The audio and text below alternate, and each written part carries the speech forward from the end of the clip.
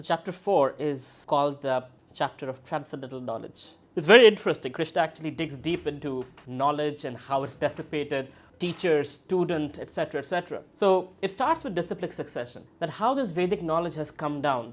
So disciplic succession means you are a student, you're a very sincere student, and you apply the knowledge that you're receiving from your teacher very sincerely. You get realization of that knowledge. Gyan becomes Vigyan.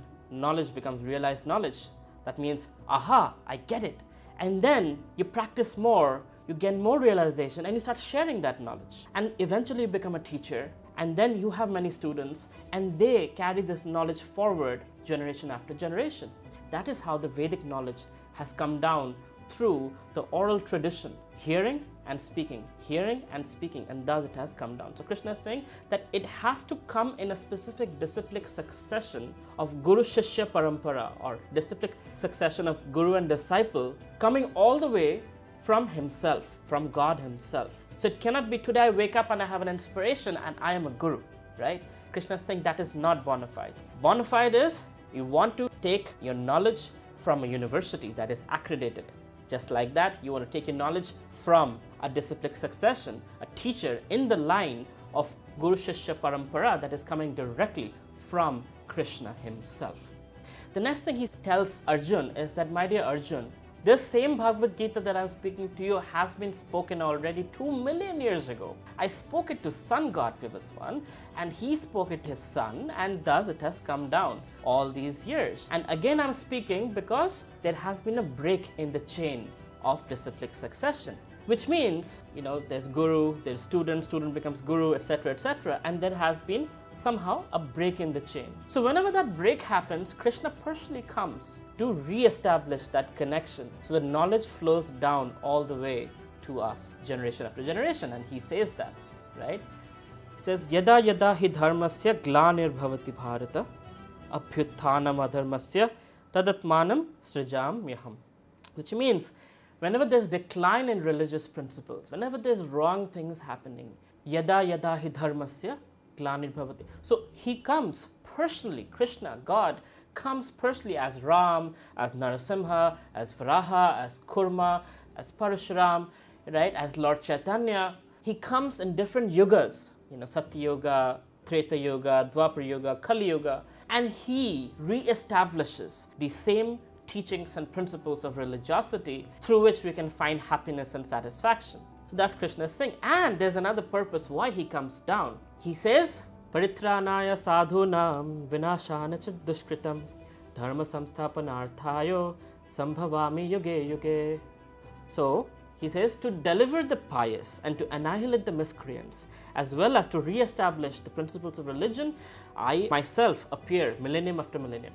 So every yuga Krishna comes, number one, to protect his devotees. That's very important to Krishna.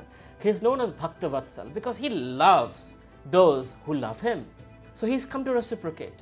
He's come to act pastimes. So even though we don't see Krishna today, we remember, we hear about his wonderful activities called Leela, and that attracts our heart. Wow, how wonderful is Krishna. And that attraction pulls us towards the process of devotional service, towards the process of spirituality. So that's one of the things he does, is he does wonderful pastimes that attracts our heart. He protects the devotees, just like Prahlad Maharaj. He was protected from his father who wanted to kill him. I mean, we all have our issues with our parents, but imagine a 5-year-old who has a father who is the most powerful person in the universe after God, and he wants to kill his 5-year-old son. And Nrsingadev came down and protected Prahlad and killed his father, Hiranyakashipu. So Krishna keeps coming back in different forms to protect his devotees, most important, and by the way, to kill the demons. That's just a side note, killing of the demons. But more important is, he is there for his devotees. And he doesn't send like a servant, or he doesn't just send like, okay, let me press a button and something happens there. He personally comes. Why? To make a point that I personally care about my devotees, just like a father care about his son or daughter. Krishna personally care about each of. Now you might say, how is Krishna here? I'm struggling through. Where is Krishna? Well, have you taken a step towards Krishna? So that's the next thing he says. Ye yatha mam prapadyante tam sataiva bhajamyaham. To the degree you come towards me, to that degree I reciprocate. Because he doesn't want to tinker with your free will. If you don't want God, he will not reciprocate. He'll be like, fine, you want your freedom, you have your freedom. He's not like a doting Indian parent. Whether you like it or not, I'm going to push myself down your throat. Krishna is not like that. Krishna is, when you invite him to your life, he will reciprocate with you. When you pray, when you call out with sincerity, not like business dealings. Oh, you do this, I'll do this. You do that and I'll do that. No, he doesn't need coconuts. He doesn't need your money. He has everything. He's the creator of this creation. One thing he wants from you is your heart. That's what he wants, is love. When you lovingly call out to Krishna, my dear Krishna, I have no one but you to call out to. You are my exclusive shelter. My dear Krishna, please help. Krishna comes. When Draupadi was being disrobed, imagine a queen being pulled by Dushasana and her sari was being pulled. She called out, Govinda, please help. Instantly Krishna was in the saris of Draupadi. And Dushasana, who has the strength of 100 elephants, got tired by pulling Draupadi's sari. He couldn't do anymore because it was infinitely long, because Krishna had entered the sari. He couldn't disrobe her. Krishna has constantly been protecting, always. Each one of us also, if we look at it, if we take one step towards Krishna, he takes 1,000 steps towards us. He's actually lying in Bhagavad Gita when he says that I only reciprocate with you to the degree you surrender to me. No, he reciprocates far more than that. He's more eager to take care of us and to protect us, to see us come back to him, that we are eager to see him. He's a loving father. He's our original father. Our worldly parents will die eventually, but Krishna never dies. He's there with us from birth, before birth, and after we are done with everything and are ready to leave our bodies. Krishna is always there for us, residing right here. Riddeshe Arjuna Tishtati. He says, I am right there in your heart with you, because without me you cannot function. Your intelligence won't work, you won't be able to digest your food, you won't be able to see. Nothing works without the super intelligence, Krishna, in your heart. That's where he is, and he is guiding us as super soul, as Paramatma, giving us intelligence, giving us memory, giving us forgetfulness. Matta smriti jnana apohanam cha. That from me comes memory, forgetfulness, and all knowledge. So that is Krishna. And he breaks it down very beautifully. He talks about that one who knows this knowledge, one who knows Krishna, the knowledge about Krishna, never takes birth again. Because once you understand how loving is Krishna, how caring is Krishna, you'll be attached to this person. And when you attach to Krishna, he says at the time of death, when you think of me, you come back to me. You never have to take birth again in this material world where there's birth, death, old age, disease, and all kinds of problems. Temporary. Everything is temporary. Today you have money, tomorrow you don't have money. Today you're young, tomorrow you're old. Today you're disease-free, tomorrow you have a disease. So all these things are temporary. Krishna is saying, come back to me, my abode. And in my abode is always permanent, is eternal. Time doesn't exist. You cannot probably fathom what time doesn't exist feels like. But that's what the spiritual world, kingdom of Krishna is like.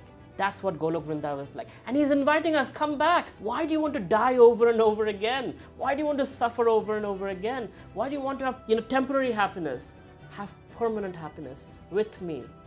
It's not like when you go back to Krishna, it's like it's all, merged into Brahman and it's all energy. No, it's active, it's reciprocation. There's Krishna reacting and you're serving, and there's loving exchange constantly, eternally, all day, all night, always, right? There's never end to it because there's no time. So there is always happiness. And it's constantly growing. Krishna says, Anandam Buddhi Vardhanam. Ambudhi means ocean.